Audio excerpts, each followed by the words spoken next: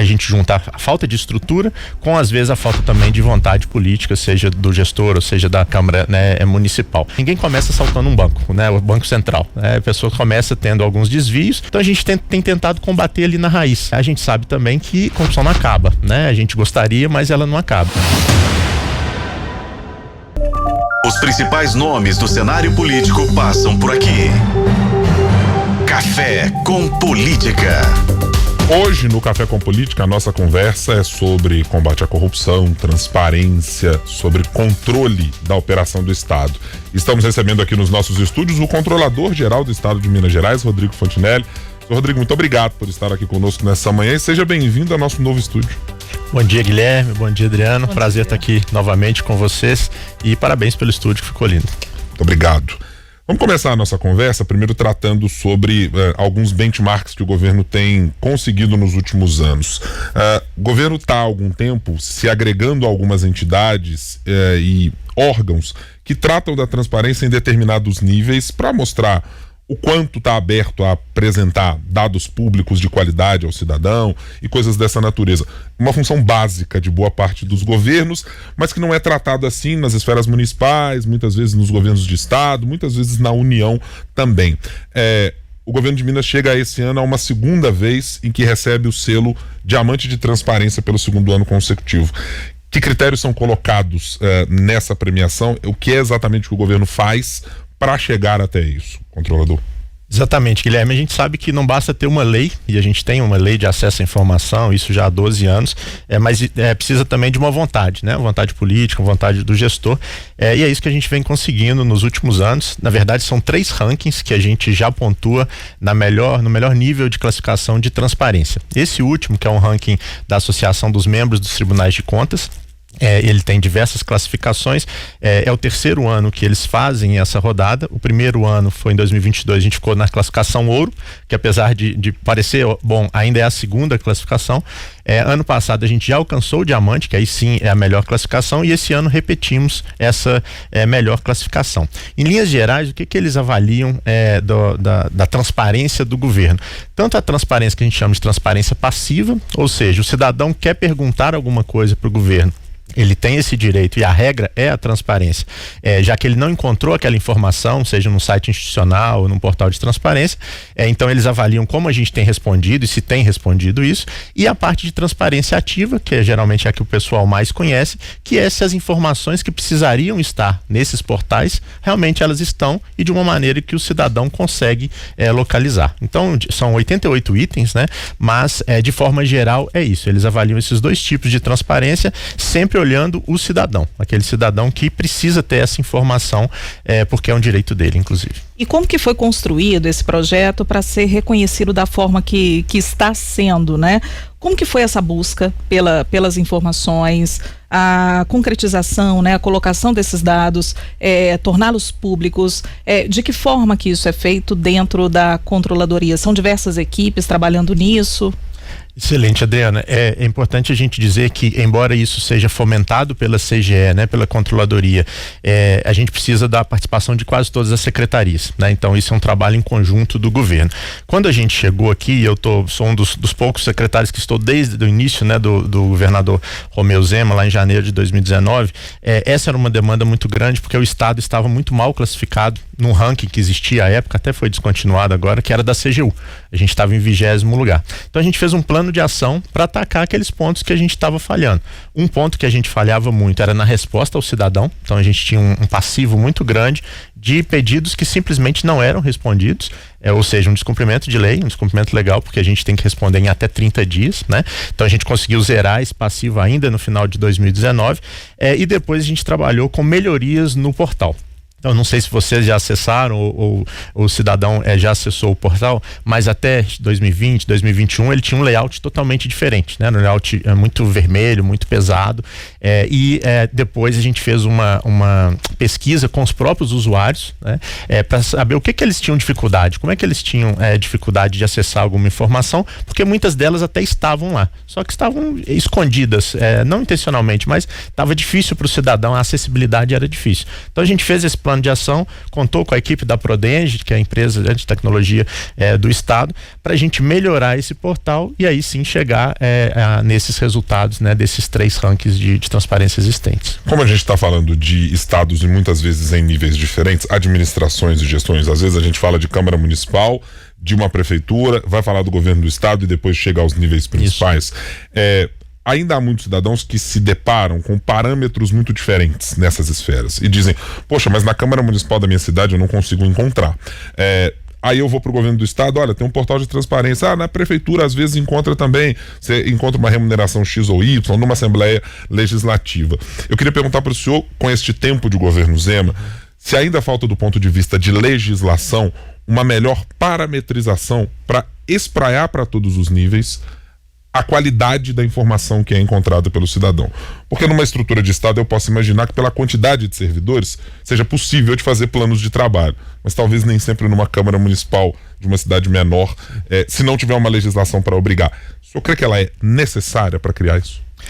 Olha, legislação ela até existe, né? Ela até obriga que municípios acima de 10 mil habitantes tenham esses portais de transparência, mas se foi preciso nessa questão de pessoal, né? Então a gente junta a falta de estrutura com às vezes a falta também de vontade política, seja do gestor ou seja da Câmara, né, municipal.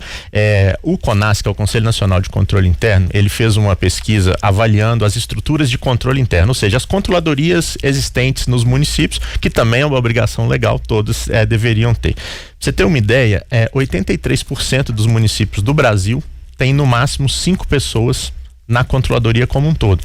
Para fazer, né, aqui a gente está falando muito de transparência, mas depois a gente deve chegar em outros assuntos, para fazer diversas ações de controle e não só transparência. Combater a corrupção, aprimorar a gestão pública, a parte de corregedoria, na parte correcional, auditorias. Então, isso 83%. Só 3% estão num nível de estrutura que o CONAS, junto com o Banco Mundial, entendeu como a estrutura ideal.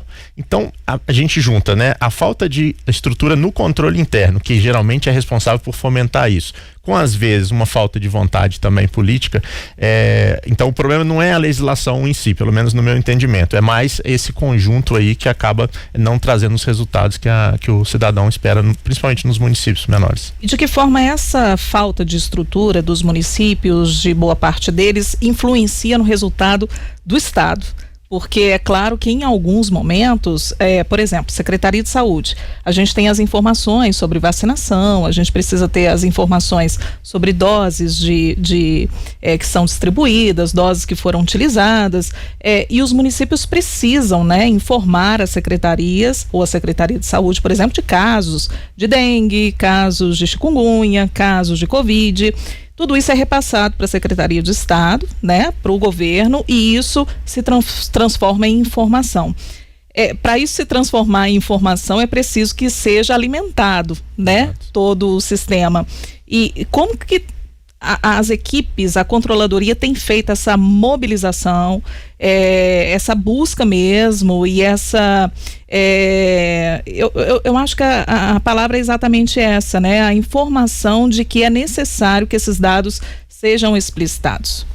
Excelente, mesmo porque o cidadão ele não sabe, quando ele está sentindo falta de algum serviço, geralmente ele não sabe se aquilo deveria ser prestado pela prefeitura ou pelo estado ou em alguma situação até pela União, né? Então isso atrapalha, não adianta a gente ter os melhores níveis de transparência se boa parte dos municípios também não tiverem. A gente teve esse desafio, inclusive nesse exemplo, Adriana, na época da Covid, porque a gente precisava alimentar, e vocês lembram que essa divulgação era diária, né, nos jornais e rádios, etc., à noite. A gente precisava alimentar e a gente fazia esse trabalho, a Secretaria de Saúde principalmente, fazia esse trabalho intenso com as secretarias de saúde municipais. No nosso caso, onde a gente tem essa condição essa capilaridade para fomentar a melhoria de estrutura, a gente criou no começo deste ano o Conselho Estadual de Controle Interno. Hoje a gente já tem mais de 100 membros, e quem são os membros desse conselho? Justamente as controladorias municipais. Então, por meio desse conselho, a gente tem tentado melhorar, seja por nível de capacitação. Claro que a gente não tem a gente não consegue colocar pessoas lá, mas a gente pode já reunir com alguns prefeitos, explicando a importância de ter uma estrutura de controle. Mas até mesmo são ações mais simples, até informatização, né? Porque tem prefeituras que trabalham até mesmo não tem a... Exatamente, com papel e caneta. Exatamente. E imagine para conferir todos esses dados, repassar esses dados para o Estado, né? Desculpa interrompê-lo, mas só para pontuar essa situação. Mas é exatamente isso, né? A gente esbarra na falta de estrutura de pessoal, até mesmo às vezes para alimentar, mas muito na parte tecnológica. Né? Então, quando a gente pode fornecer sistemas, por exemplo, né, para os municípios, é o caminho que a gente tem feito, né? Controlador, eu queria tocar agora no aspecto que mencionamos aqui no começo da conversa sobre corrupção. Esse foi um assunto que tomou conta do país quando tratávamos de grandes operações, de grandes situações em que iam parar no noticiário a cada dia. Mas não é essa a realidade sempre de quem está operando no Estado, quem está operando a coisa pública. Porque tem desde as pequenas corrupções que acontecem no dia a dia, quanto corrupção de um servidor ou coisas dessa natureza. Eu queria que o senhor traçasse um pouco desse perfil. Hoje em dia, o que é que mais chega à controladoria do ponto de vista de questões de corrupção? São coisas menores? É uma modificação de cenário em relação ao que tínhamos anteriormente, porque houve um endurecimento, porque houve uma modificação na maneira de atuar, seja do Ministério Público, dos tribunais de conta, dos próprios governos. Como é que está o cenário para se lidar com e o que acontece hoje em dia do ponto de vista de corrupção? Excelente, Guilherme. A gente vem tentado trabalhar de forma mais preventiva em relação a essa parte de combate à corrupção. Tem diversas teorias, né, que a gente acaba estudando. Hoje, uma muito aceita, que é muito ligada ao comportamento do indivíduo. Então, a gente entendeu o porquê, né, que o servidor X ou o fornecedor Y toma aquela atitude, né? Então, dentro disso, a gente criou a Política Mineira de Promoção da Integridade, né? Isso já tem alguns anos, desde o início do próprio governo. E o que a gente tem reparado? Realmente tem mudado o foco. Então, vou te dar um exemplo que não tem nada a ver com corrupção, mas hoje o maior número de denúncias, por exemplo, é em relação a assédio, que é um tema que a gente tem batido muito, né, trabalhado muito nesse combate ao assédio, seja moral, seja sexual. Isso não só o governo de Minas, mas o Brasil tem lidado bastante com esse tema, que bom. Então isso passou, por exemplo, quando a gente chegou, a maioria das denúncias, inclusive casos de demissões de servidores, eram fraudes, desvios em licitação, por exemplo, né?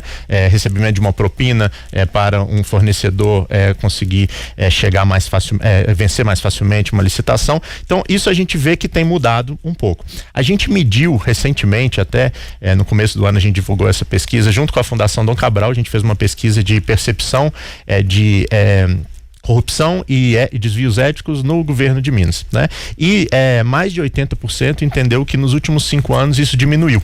Ou seja, as nossas ações, né, que é muito focado em integridade, elas têm dado esse resultado em termos de percepção. Mas a gente sabe também que corrupção não acaba, né? A gente gostaria, mas ela não acaba. Então a gente tem que estar sempre lidando com isso. Você foi preciso. Ninguém começa assaltando um banco, né? O Banco Central. A pessoa começa tendo alguns desvios. Isso as pesquisas comportamentais já demonstram isso. Então a gente tem tentado combater ali na raiz, né? Então lembrando o servidor, né, que ele tem que se manter ético, íntegro, etc., com algumas campanhas, né? Muitas delas são bastante veiculadas na mídia em relação a, por exemplo, os elevadores lá na cidade administrativa, vocês já devem ter visto, plotados com essa questão de integridade, né? E isso é importante, né?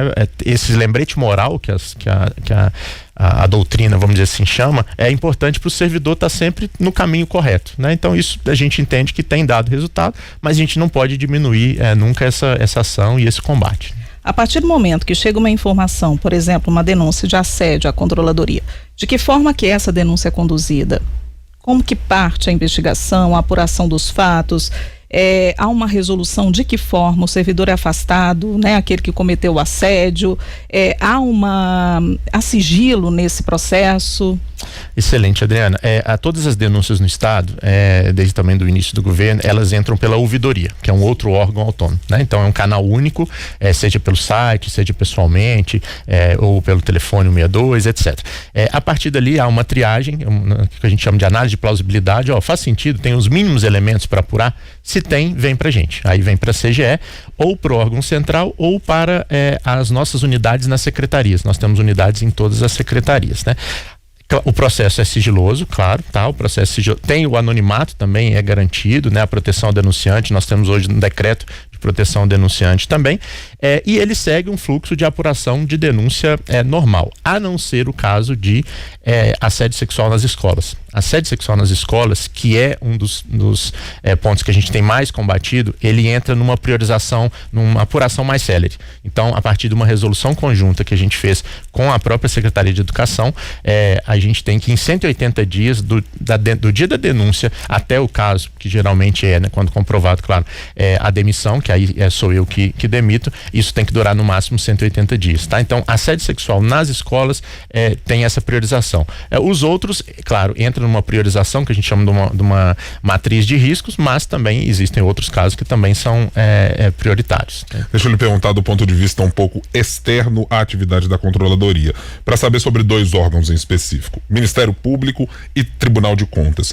Eles, por vezes, chegam ao Estado com um problema gigantesco, dizendo, olha, olhamos para uma licitação, tem aqui um problema, ou tem uma investigação que está aqui já sendo conduzida com base em algo que acontece ou que foi desvelado ali em apurações desses órgãos. Como é que é a relação com eles? Tecnicamente, eles estão utilizando os mesmos parâmetros no nível que o governo, do que o senhor está dizendo, está utilizando? A velocidade com que esses órgãos dão respostas a esse tipo de crime, de fraude que está ali colocada, elas são ágeis e céleres da maneira que o governo gostaria ou que precisa para resolver os problemas? Guilherme, ótima pergunta. Eu acho que essa relação entre principalmente esses três, né, o controle interno, que somos nós, a Controladoria, e esse controle externo, Ministério Público e Tribunal de Contas, vai muito na confiança do trabalho, né? Então, hoje em Minas a gente tem uma rede chamada Rede Arco, que é a rede de controle aqui do estado, que é formada por mais de 20 atores, mas dentre eles esses que você citou.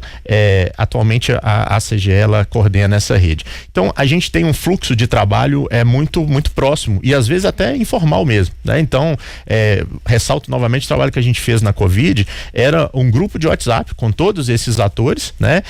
Focados nas licitações, porque, por exemplo, licitação do Estado, né? Eu quero que não tenha nenhum problema, mas o Ministério Público também tem competência para isso, o Tribunal de Contas também tem, né? Se é município, eu já não tenho competência, mas eles têm. Então, a gente centralizou toda essa apuração e esse olhar nessas licitações, e aí a gente racionalizava o trabalho. Mas por que isso? Pela confiança. Porque eles sabiam que se eu falasse que eu ia olhar, eu realmente ia olhar e não proteger o Estado caso tivesse algum problema, né? Então, hoje a relação ela é muito boa.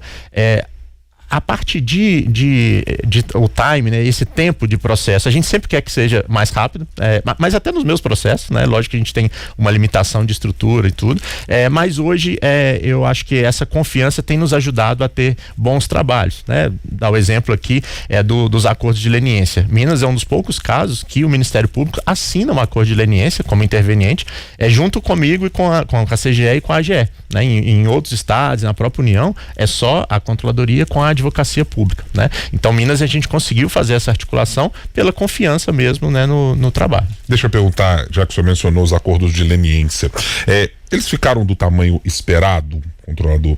E eu vou perguntar, colocando à frente aqui da nossa mirada, o que aconteceu, por exemplo, nos elevadores da cidade administrativa.